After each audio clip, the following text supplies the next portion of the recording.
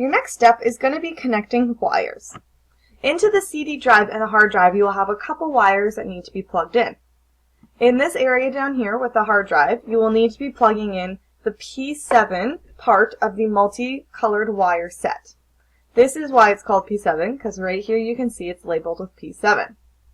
Also in the hard drive, you will need to be connecting this black cord here, which on one end says drive, which is the part that goes into the hard drive, and the other side says SYSBRD. That means system board. So that is going to be plugged into the motherboard when we get to that part. After you have both of these snapped in, you need to plug something into the CD drive.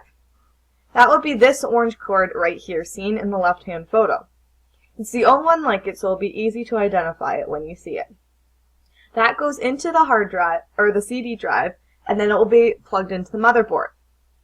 In this photo, you see our next step, which is plugging in the other hard drive.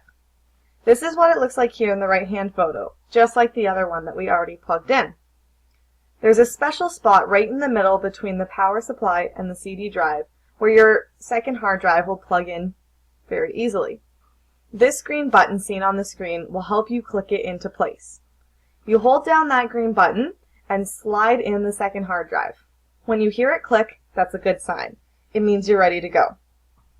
After you have that hard drive plugged in, you will also plug in the other black cord, just like you did with the other hard drive.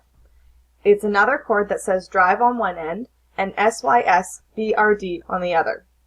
Both of these will be plugging into the motherboard in just a few minutes. After you have those cords plugged in, you're now ready to place the CD drive and the first hard drive down flat.